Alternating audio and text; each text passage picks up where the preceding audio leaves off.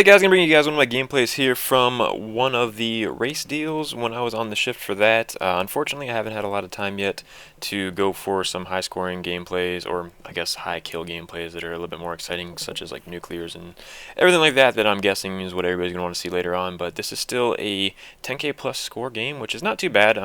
Definitely something that you're interested in looking for when you're going for the race. And I'll give you guys a couple tips on how I did that, and then just talk about some other random stuff until the video's over.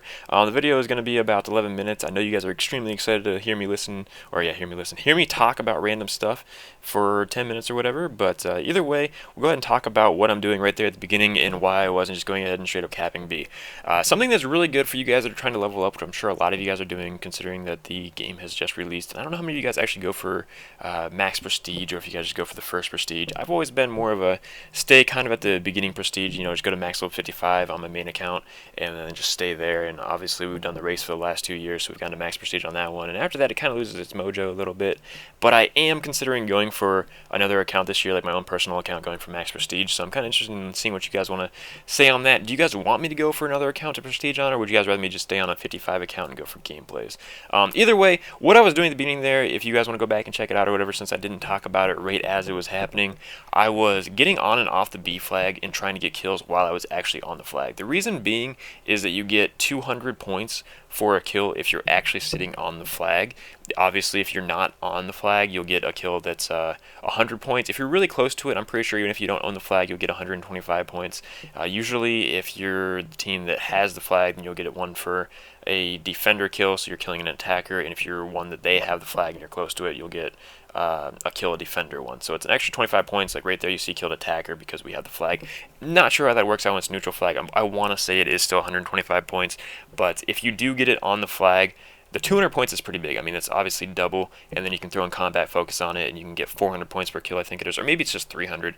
I don't know. It's kind of hard to see all the numbers popping up when you're trying to shoot stuff, but either way, definitely a really, really good tactic to use. You look at me using big words. Tactic, I guess, only like 6 letters. Either way, you can use that and try to level up pretty fast and go from there. The other thing we're using right now is Talon and Wraps. We decided from then to stop using that for the most part. We've been using more of counter UAV and stuff. I'm not sure what level I am on this gameplay, but I'm sure I could have been using something better than that. But the other thing that is good to use with that, if you're playing solo, you can keep map control a little bit better if you're using assault stuff. I don't know really about Talon. The Cerberus is only 900 points, and you can get a good amount of map control with that because that thing lasts forever. So if the other team doesn't shoot it with like an RPG, or if they're shooting with their gun, it takes them a while and they usually die quite a few times, and obviously they're wasting their time on that. So it's something good to use. The Wraith's another nice thing just because it takes a little bit for it to shoot down, and those things just absolutely melt everything. I played against a bunch of people using turrets, which is just extremely annoying. I'm not sure what level you get that at or how many points they cost, so I'm not sure how viable it is. But just knowing that I die to it entirely way too much, I'm pretty sure it's probably going to be worth you guys to use that as well. And again, that's just for map control. It's not really the most ideal for points, so if you're playing with a team, I wouldn't really use the assault stuff quite as much unless you don't really care how fast you level up, in which case, you probably wouldn't care about the points on the flag either. But it's definitely something to use. I would recommend personally using it. I just did another commentary because this video is going to go up after the first commentary I did. Something I haven't really seen other people doing yet is you can YY after you reload. I don't think I have an example in this video. I'll try to put another video up where I actually have an example in the gameplay because I wasn't doing it at the beginning either, simply because I didn't know about it. I kind of just something I figured out on my own when I was bored because I pressed YY, or I guess it's actually triangle on PlayStation since I'm just used to Xbox. Bear with me, people. You can basically go through as soon as your clip on the bottom right says that it's like reloaded or whatever, the number goes back to whatever your max clip is. You can press the triangle, YY, whatever you want to do, and your gun's faster to use a lot faster to use. I can't talk. I don't know what I'm doing in my life. Either way, if you do press the triangle, it's just a lot easier. I was using fast hands before, and it's still good. You still reload pretty quickly, but I was always thinking that my reload would be done faster than what it actually was. So it took me a second to actually be able to shoot, so it got me killed a couple times. So definitely something I would recommend you guys looking into a little bit. Like I said, I did mention in my other commentary as well, but the only reason I'm mentioning it is both is because I do feel like it's something really, really good to, do on your gameplays because it'll help you out a lot and have you die a lot less, especially if you're around a flag or something like that. As far as everything else goes for the race, I believe that we're hoping to end on maybe Saturday. I'm not sure if that's actually going to end up happening. We might end up a little bit earlier, or we could even end up on Sunday. Sunday would be 10 days, so that'd be a day per prestige, so I'm hoping we can end on Saturday personally. I think that's what our team goal is. Right now, I believe we're in like 3rd place, maybe 4th. I'm not really sure. I haven't been keeping track entirely, but I know we are quite a bit behind the other 2 groups that are already, like, they were like half a prestige ahead of us, or something like that, if you want to consider it that, considering that the earlier levels are easier to get, but it still takes quite a bit to get from like 1 to 30 or whatever, which I believe is what they were at when we were prestiging. So not sure we're going to catch them or whatever, but still something that we will be finishing out here, and we'll go from there, I guess. The Hive is what I'm using in this one as my specialist thing. It's a pretty good streak to hold down the map as well, but it's not quite as good on points. I'm probably not even using it correctly, just shooting those all over the place. But the combat focus is the one we're using to actually level up, so if you guys want to use that, like I said, if you guys are just primarily going for leveling up as fast as you can, I would go with combat focus, and then use it when you're around objectives. If you're not playing domination, hardpoint's another good one to do. And then the only things I wouldn't really recommend playing are TDM and Safeguard. Safeguard, you only get 50 points per kill. You can't really get very many points for objective because obviously if you score, then you're going to not be in the round anymore, which means you're spending more time in the pregame lobby, which means it takes longer to level up. So the other thing is on that one, if you kill the robot, you only get like 150 points, and that's like, all of your clips down to just kill a robot for 150 points. Not really worth it, especially considering if you're playing Dom, you can get 1 kill on a flag that they have themselves and get 200. So, I mean, it's just not nearly as viable. Kill confirmed can be okay for score per minute wise if you're collecting the tags. You get 100 if you collect the tags yourself.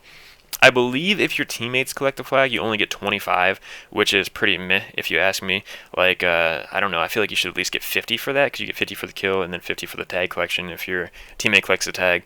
And then kill denied is also only 25 points for you if you do that. So a little bit weird on the balancing for XP, I guess, on some of the kills. Somebody else was mentioning to me before that you get 100 points per kill in S&D, which obviously you're not going to be racking up like 50 plus kills in S&D, it's just not going to happen. Maybe in like one game here or something like that. I don't know. Either way, I feel like they should have definitely made it so that the S&D points were a little bit higher than 100, maybe 250 even, something like that. I don't know how much the plants or anything like that. Like, obviously I haven't played it yet because I've been doing the race for the majority of my shifts. And after the race is over, I kind of want to ask you guys what you guys are planning on doing. Do you guys want to see me playing for mostly, high scoring gameplays, and I'm also planning on playing with subs. I don't know if you guys want to see solo gameplays as well. Like, I mean, I wouldn't mind doing some of them just to like actually go for gameplays, and this I'm just going for points personally.